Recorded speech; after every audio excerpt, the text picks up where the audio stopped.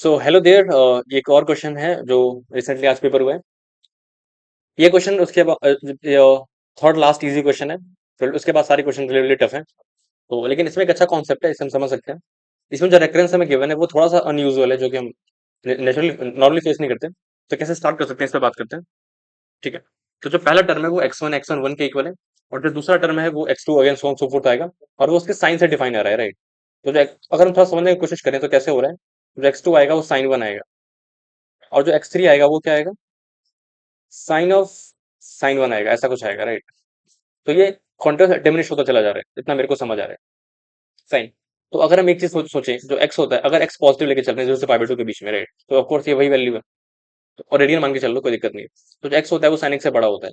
तो जब हम कॉन्ट्रास्ट सिर्फ साइन लगाते जाएंगे तो वो वैल्यू छोटी होती जाएगी। तो इवेंचुअली वो जीरो को ही कन्वर्ट करने वाली है। अगर इतनी छोटी चीज सब समझ आ रही है हमें कि अगर मैंने 1 का साइन लिया, फिर मैंने मल्टीपल टाइम साइन लेते गया, तो इवेंचुअली वो जीरो कन्वर्ट कर जाएगी। अगर इतना समझ आता है तो इसको हम काफी आराम से स्टार्ट कर सकते हैं। तो ये तो limit and tends to infinity है, और जो एक्सन है इनको हम कंपाइल कर सकते हैं और डायरेक्टली क्या कर सकते हैं। एक्सन को मैंने टी डिक्लेयर कर दिया, और एन इनफाइनाइट जब टेंड करेगा तो एक्सन जीरो को टेंड करेगा, तो उसको मैंने टी डिक्लेयर कर दिया। तो limit t tends to zero, और जो एक्सन है वही मेरा टी है, राइट। तो यहाँ पे क्या हो जाएगा, मेरे पास 2 की पावर, ये हो जाएगा 2t, माइनस ये कितना हो जाएगा, 2 इंटू की पावर 1 + t इंटू 3 की पावर t प्लस 9 की पावर t। इसको हम ऐसे भी कर सकते हैं, 3 की पावर 2t, कोई दिक्कत नहीं है वैसे। डिवाइडेड बाय क्या है हमारे पास, ये है cos t+1 माइनस e की पावर t, ऐसा कुछ। फाइन। अब मुझे सिंपल सी ये लिमिट सॉल्व करनी है।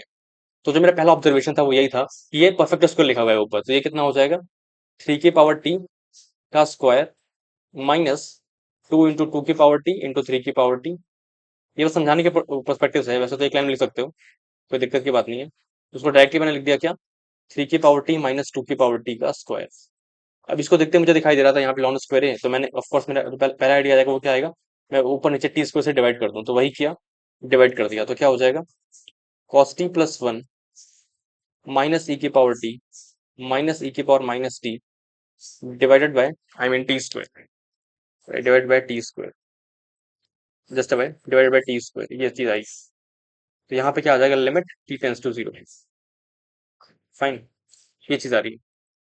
तो यहाँ पे हम क्या कर सकते हैं, यहाँ पे क्या कर सकते हैं, जो पहला वाला है, ये तो कितना हो जाएगा तुम्हारा, सिंपल सा ऐसे कर सकते हो, 3 की पावर t-1 माइनस 2 की power t-1 upon t whole square, right. अब देखिए क्या होगा, ln 3 माइनस ln 2 का स्क्वायर हो जाएगा, तो ln ऑफ 3/2 आ जाएगा।